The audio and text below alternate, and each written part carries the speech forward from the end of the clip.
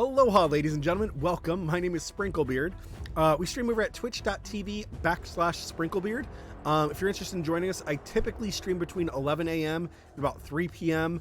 The day schedule right now is a little bit wonky. I'm sometimes consistent, sometimes not. So do your best to show up or leave a comment in the comment section down below and we can just talk down there.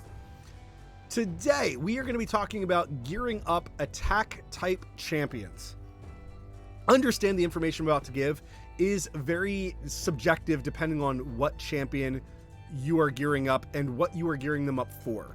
Now, attack type champions have kind of the linear pathing of, well, we want them to just do as much damage as possible. Some of them have debuffs in their kit that we're going to take advantage of those. Some might have buffs in their kit, so we might want to take advantage of those. So, in this example, we are going to be gearing up Thylessia today because I think she's beautiful. I think she has a really cool kit, and I'm really excited to use her in Faction Wars. Unfortunately, where my main account, I'm on my main account, but where my main roster of champions are at, she really is not going to fit in there. So she's going to be used in things like Doom Tower, Secret Rooms, and Faction Wars, probably primarily, if not only. So, when gearing up a champion, it is best for us to understand what we need to gear up on them. So let's first look at their skills. So for Thylessia here, we're going to start off with Feast of Woe. When attacking enemies under a decreased defense debuff, has a 50% chance of placing a hex debuff on them for 2 turns.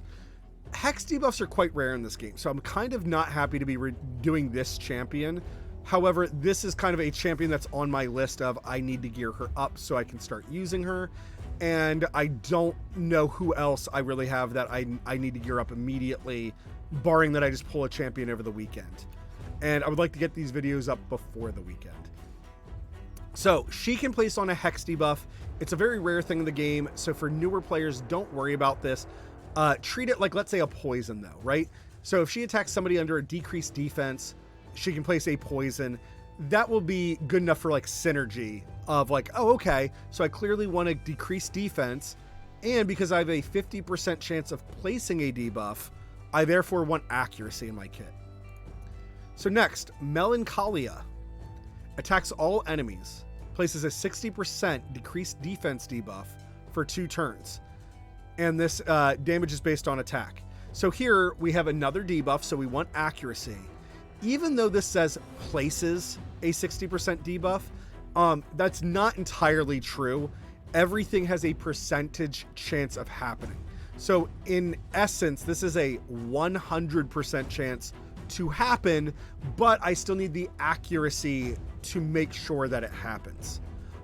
So kind of like the way that if you think of it from a programmer's perspective, it's does the debuff land, yes or no? So first it would go by that percentage chance. So at a 100% chance, the answer is yes, the debuff should land. Then it goes on to question 2. And question 2, I'm going to keep using the thumb up, down analogy, is this champion's accuracy higher than the opponent's resistance, right? So if the answer is yes, then it should land. If the answer is no, it might not happen. There is always a 3% chance for any buff or debuff to be landed or resisted, apparently. Or last I heard, at least. So this is an amazing skill though, right? Attacks all enemies, decreases defense, absolutely phenomenal. Love this skill. Shrieking Voices. Attacks all enemies, increases the duration of all debuffs on all enemies by 1 turn. Again, a very amazing skill. Obviously, if we use this right after this skill, she's going to place the decreased defense, and then she's going to extend the decreased defense or any other debuffs that your team lands. So she has a really, really great potential. Extending debuffs is always a great thing, and it's on a base 3-turn cooldown, which is just monstrously amazing. It really should have a 4th book slot here for us to book it to decrease that cooldown, but hey, I'm going to take it. This is a big advantage for me. Last, Weft of Madness. Attacks 1 enemy, has a 50% chance of applying a debuff spread effect, which means, so the rest of this explains what a debuff spread is. Taking 1 random debuff from the target and placing it on all other enemies.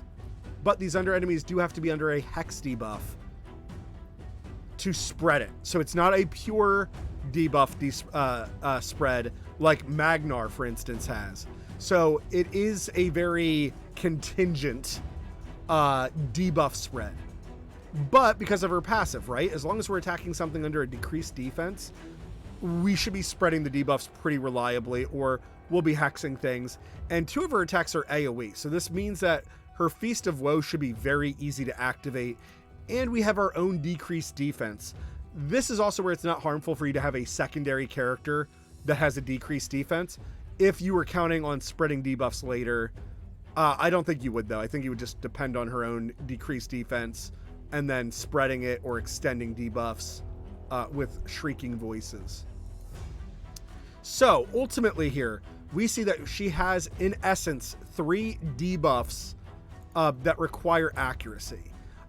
Increasing the duration of all debuffs, I don't think actually requires accuracy. I think that is an automatic thing that happens.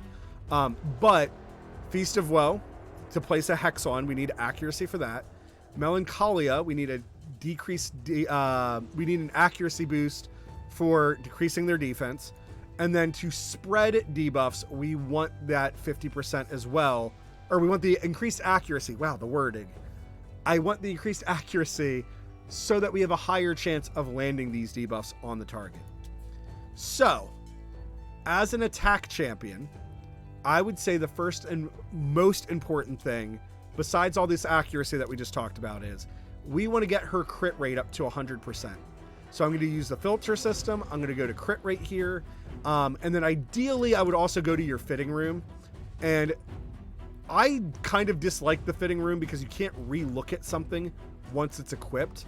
So I'm going to leave that off for the moment. But for best practice, you would want to upgrade your gear and use fitting room so you could see all the puzzle pieces before committing to it.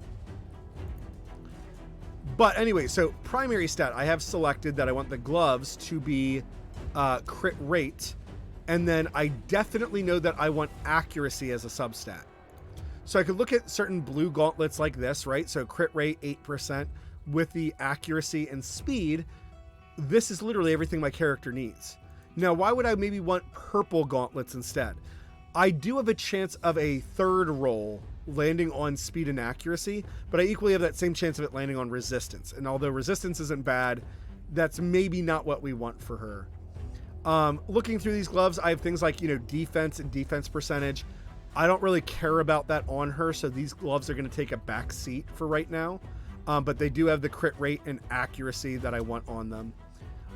Again, here we have defense percentage. It's not bad for her. It's just not what I want. Here we have crit rate with accuracy and then flat attack. I should actually not have these gauntlets. I should sell these, so I'm going to do that right now. But the advantage to 6-star gauntlets like that would have been 60% crit rate when I fully upgraded them. But here we have crit rate, we have crit damage, which is going to be good for her. We did get double rolls on resistance, which isn't what we wanted. It's not necessarily bad. And then we have accuracy as well, which is good. Overall, this has a lot of good on it. Because I'm doing a new player guide, I'm going to kind of gear up the way that a lot of new players might gear up. And then we're going to talk about the pros and cons. So realistically, before equipping these, best practice is, and I didn't mean to equip them, I'm not paying attention. You would want to upgrade them, and I would say at least to +8. So +4 is incredibly reliable. It's pretty much guaranteed. Yeah, it is guaranteed. It's certain. But this will let you see where your first 2 rolls land. So if you are depending on crit rate down here in the substats, or let's say we really needed more speed on her, this is the reason we want to build up this gear, is so that we can see, okay, the crit rate and the accuracy lands. So now she's in a good place for accuracy. I'm going to leave those gloves on her. That's going to be fine. Because this glove can be 5-star, and I know that when I make it +16, this is going to cap me out at a 50% crit rate. So with the I'm going to add 26% onto here right now. So technically, in my mind, I'm at 65% crit rate, if that makes sense to everybody, right? I can also get 5% from masteries, and I know for masteries, because she's an attack champion, I'm 99% likely going up the attack tree and going through the 5% crit rate that is here at level 1. So in essence, I'm at 70% crit rate. This is how I plan out my champions. Next, I want to equip her with boots. It is very important for our champions to outspeed at least our computer opponents. There is an exception where if you're building a campaign farmer, you might put them in attack percentage boots. That is situational though. So I'm going to select speed as the main stat for boots, because boots are the only piece of equipment that can have speed as a main stat. And then gloves are the only thing that can have crit rate as a main stat. And again, we're focused on new player concepts. There is something else you could do with gloves. We're not getting into that in this video. So for the primary stat, I have speed. Then I'm going to go to accuracy, because I definitely want accuracy. And then maybe I want more crit rate, right? I'm trying to get to that 100% crit rate. And I'm telling you guys, hey, this speed and crit rate is very, very important. And here's the accuracy as well. So here I found a nice pair of 6-star blue boots. And again, for you guys being newer players, for those who are watching this video on YouTube, this is a great way for us to consider how are we going to get there. I would say be very, very attentive to what your gear is, right? When you are first playing and you get your first 6-star speed boot, just keep it. It's going to be amazing. As you progress further though, as you get more speed boots, that's where these substats are going to be a lot more picky or particular. And you're going to be like, well, no, I don't want things that do not have, you know, crit rate. Here, this 5-star speed boot is a perfect example, is that it has crit rate and accuracy, but it does have a bad stat on it. Flat HP is technically not a great stat, so I'm not hoping that any of my rolls land on that. But the fact that I could upgrade these and all my rolls could land on crit rate and accuracy makes these boots worth keeping for right now. And then same thing with these legendary. I don't want this flat HP, but accuracy, crit rate, and crit damage. This could be another boot that I maybe want for Thylessia. If I want to make her really OP, I would start upgrading these. Now, if any one roll lands on that HP, these boots have kind of just become terrible. I am going to upgrade them to +8 though. And here I can see, like, look, I did get the accuracy. The last 2 rolls would really determine if I want to keep these boots. Because if they both landed on like crit rate or crit damage, these boots are saved. If I do get a second roll on HP, these boots do become kind of garbage, in lack of other words. Again, this is for how deep I am in the game, for how much I'm playing.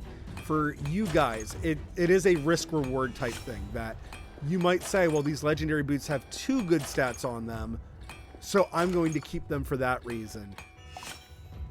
So here, yeah, 2 rolls both landed on this HP, so those boots are now pretty much garbage for me. I don't know when I'll ever use them. 1, because they're from the days set. 2, because I did get an accuracy roll. I guess it would really depend if I ever +16 them, but I really don't want to +16 them now. So we're going to go simple. We're just going to give her these boots. We're not going to have to re-roll. We're not going to roll through everything here. Again, like these boots have 2 bad stats, but they are part of the stun set. So for that reason, I'm keeping them for now until I get more farming done. Your chest plate. Your chest plate can be the most unique thing in this game.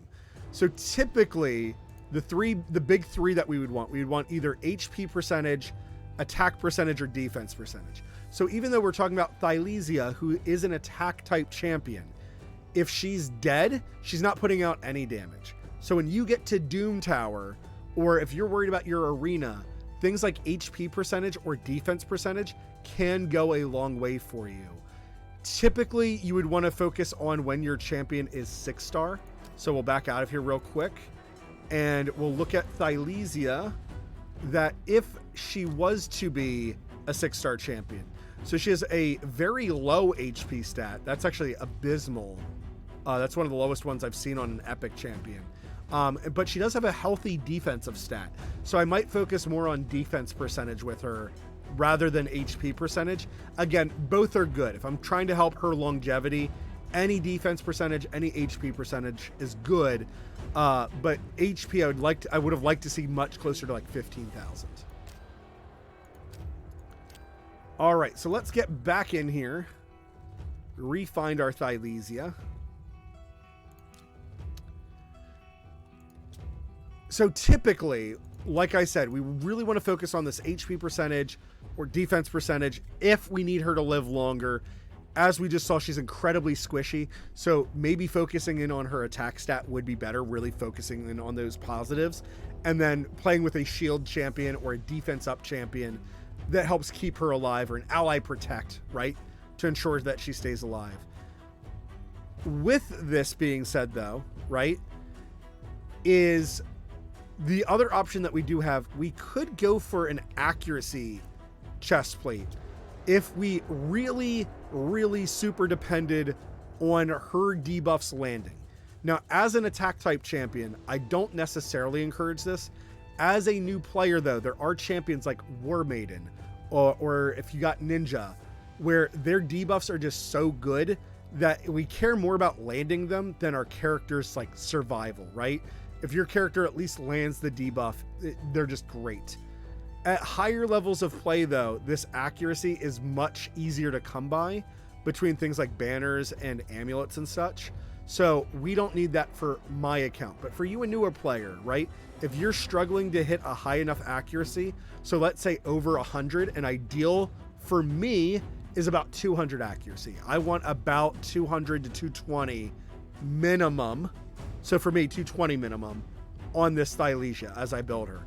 So for that being said, these chest plates might be enough that we might say, hey, I want to keep that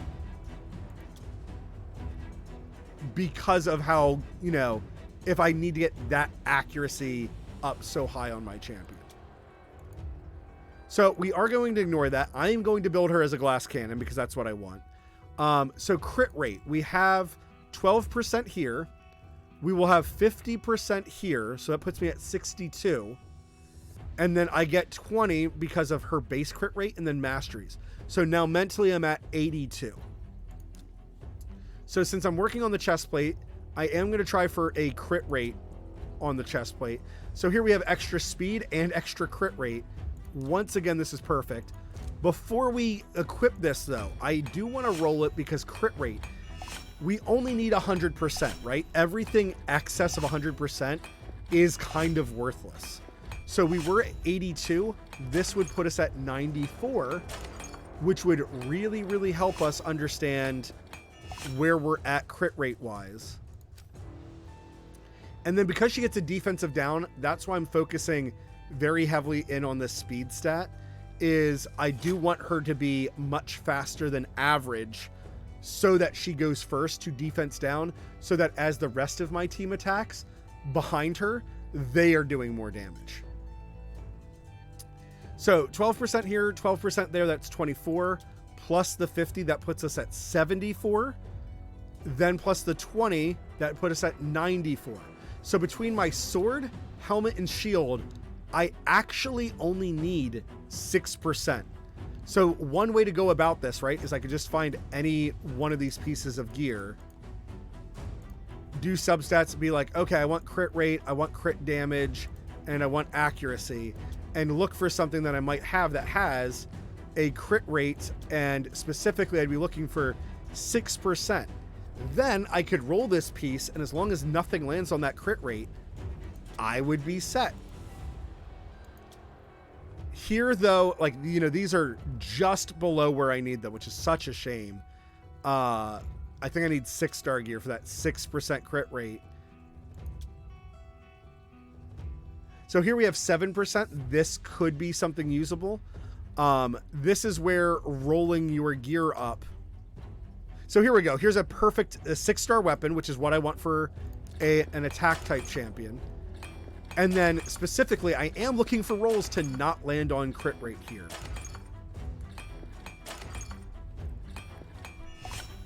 There we go.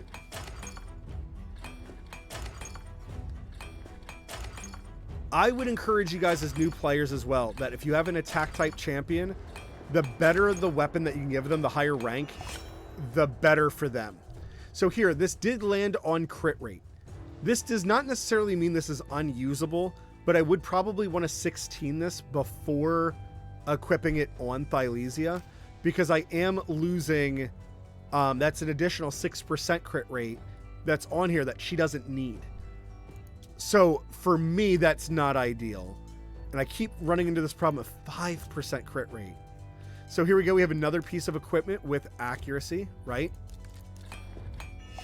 So here it's just, and typically as well, the other big encouragement I have, be doing this during an artifact enhancement event, because all of this would be points that I would be gaining. Typically though, during an artifact enhancement event as well, I would be encouraging players, try to plus 16 your gear during that time. Right now there's a CVC going on, clan versus clan. So that's why, oh my gosh, I'm not paying attention. That's why I am upgrading this gear. I'm still getting points for my clan. My clan's currently losing, so me getting these extra points is helpful. Pardon the fire truck passing by. But this is how a lot of your, like, if you're watching any other streamers, this is how they come across, like, why they have so much gear just in their inventory sitting there ranked up, or I'm sorry, leveled up, is because they're trying to build a specific character and rolls keep landing on things that they're maybe not hoping for. And ironically enough, I just keep landing on crit rate, which normally would be a great thing for me, but since I only need 6% left, or I would just bite the bullet, right? Like if this is your first time equipping a champion, you might just say, I'm fine with them having 107% crit rate. I don't care about that. Again, where I'm at in the game, and because it's 6%, like a very perfect 6%, I would really like to try to take advantage of this.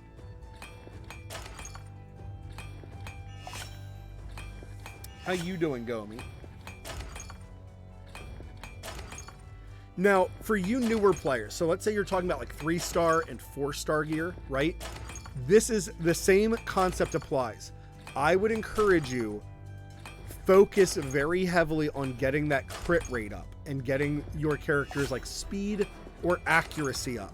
So at the beginning of the game, when you're using 3-star and 4-star items, it is more important for you to get crit rate and your damage, like in your speed up. Get those up to a better place. And a good target goal is get your crit rate as close to 100%. Do whatever you can for your attack champions to be at 100%. So here we go. This is perfect. So now when I fully plus 16 all this gear, I will have exactly 100% crit rate, because the gauntlets will cap out at 50%. Then I have 12, 12, and 6. So that's 30%, right? So that's 80 between there. 15 base, and then when I do the masteries, there's my last 5. I clicked on something I wasn't supposed to. Is that actually my mouse button that I'm clicking? It is not.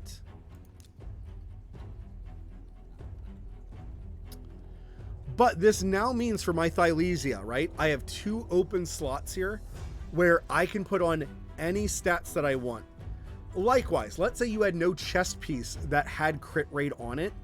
Just do the same thing with your weapon. A lot of weapons are much more offensively inclined. So for Thylessia here, I might focus on things like crit damage, accuracy, speed, and like attack percentage. Now, this would only be if I have like a legendary or certain gear fully ranked up. So right now, I do want her speed to be higher. So I think I'm going to forego the attack percentage on her. And then ideally, I would want a 6-star weapon for her. So here we go. Crit damage, accuracy, and speed. Unfortunately, I don't want to give her the swift parry or perception. That's this perception would be okay, actually.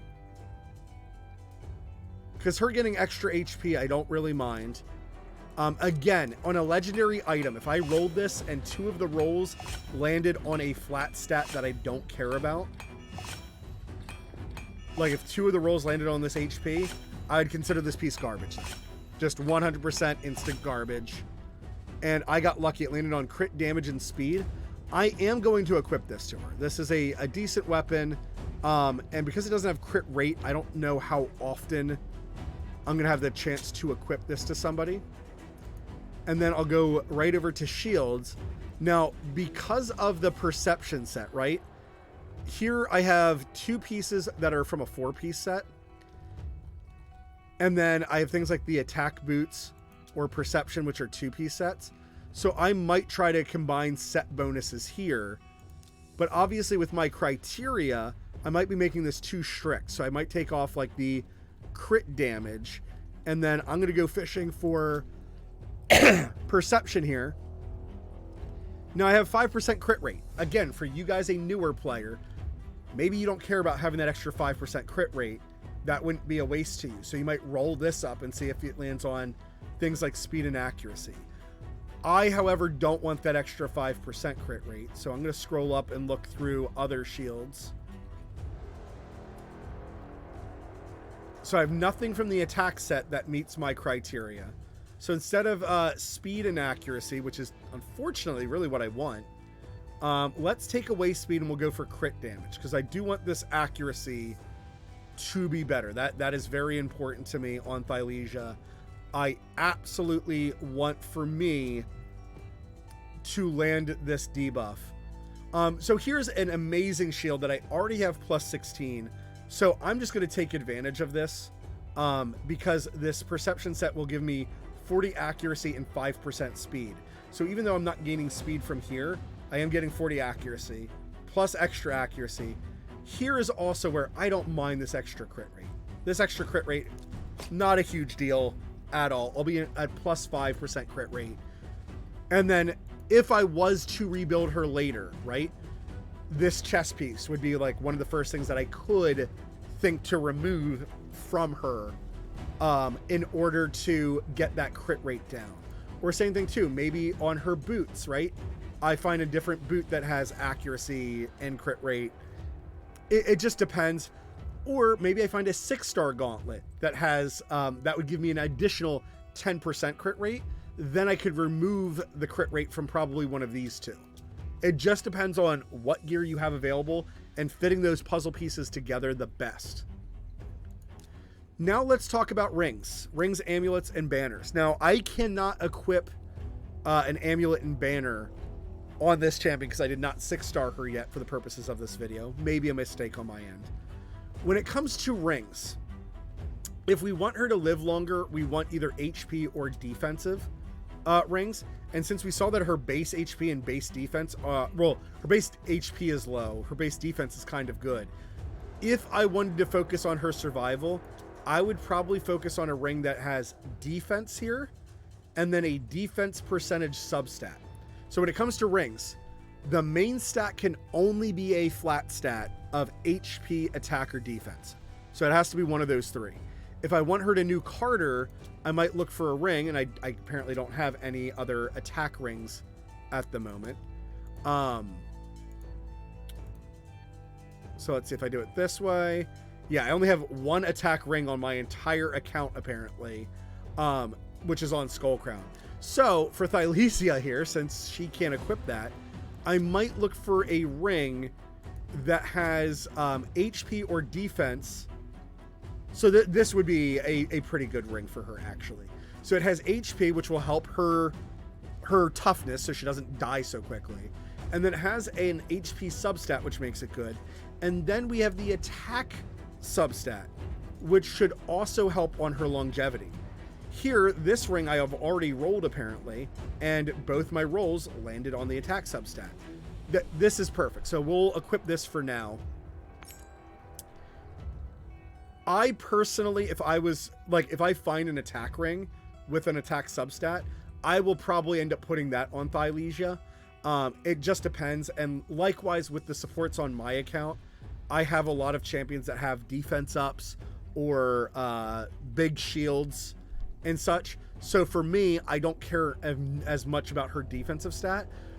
As a new player, if you do not have certain supports that make you super thick and bulky, like Ursula the Mourner using a defense up and strengthen, or a blind seer to give you this massive HP shield, or a Demitha to give you a block damage, you might want to care more about their survivability. I've had a couple of players tell me that when they get down to like rings and amulets and stuff, they try to fill in the gaps of things that they've missed earlier. So here we don't have a lot of HP or defense percentage on any of our gear. So they said, okay, down here on the ring, I'll try to give her HP and defense percentage so that she can live. When it comes to amulets, we want this crit damage is the most important for us as a main stat. So it can either be crit damage or it can be flat attack, flat defense, or flat HP. So obviously, since we want this champion, an attack champion, critting, crit damage is the only way to go. In the event that you're building a champion that says it cannot crit, then you might care more about their flat attack. I don't know any attack champions that meet that criteria. When it comes to substats though, we do want to see specifically accuracy and resistance. So if you start your Spider Queen farming and you get something like this, this is just so unfortunate for us that it landed on HP and not resistance. It doesn't mean that it's unusable, but it's harder to use. But here we go. We have crit damage, resistance, and accuracy. So again, this would be something that I would roll up, and if the rolls landed on accuracy, I would say at least one roll, ideally like, 2 or 3. But this, you can see I'm really quickly approaching this 220 accuracy that I wanted, which is perfect. Flat attack, I would only use this for a campaign farmer, and I haven't found a reason that I like this. This amulet though does have accuracy and resistance on it, so I'm saving it for a support, and it's not ideal, but it's the best that my account has. So until I would get a defensive amulet with resistance and accuracy on it so that I could roll that one, I'm going to keep this one for now. Lastly, when it comes to banners, the two most popular are resistance or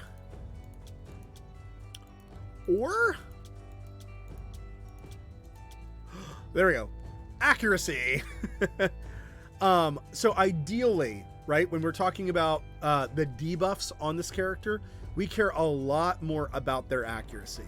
Resistance is a lot better on your defensive healing support champions, somebody where they might have a cleanse in their kit, or they have big shields or remove debuff. Well, that's the same thing as cleanse.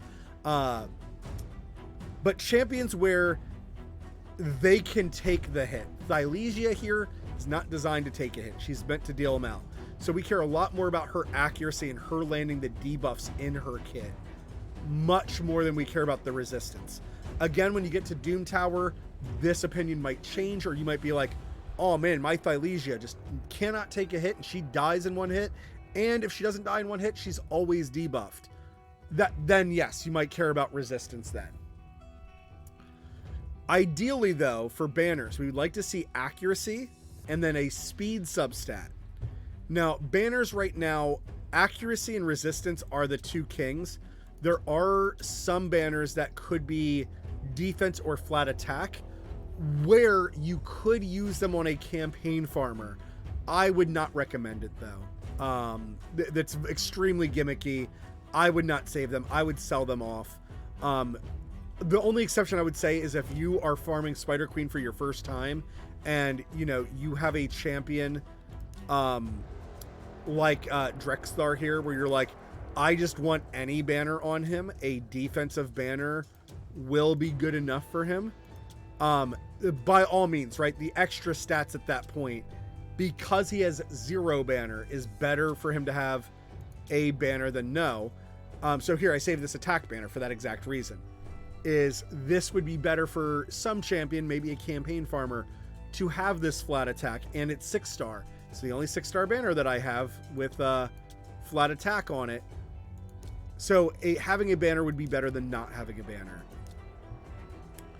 Then ideally, I mean, this is Thylessia, so we'd prefer for her to have speed and then, like, let's say attack or attack percentage to really harp in on those extra things. The defense percentage isn't going to hurt that, right? We care more about these main stats on every piece of gear. For the record, every piece of gear, care more about your main stat and then worry about the substats as a bonus thing. And if it's the first time that you're getting blue 4-star equipment and it only has one good substat, yes, keep that by all means. But understand that if you upgrade all the pieces of gear that you ever get, hoping for the rolls to land on something good, you're spending a lot of silver doing this. And it's much better for you to hold off for a piece that has only good substats on it, rather than any faulty substats. Like, you know, if it had flat HP and flat defense, there's almost no champion in the game that I can think of that would ever want to take advantage of those flat stats.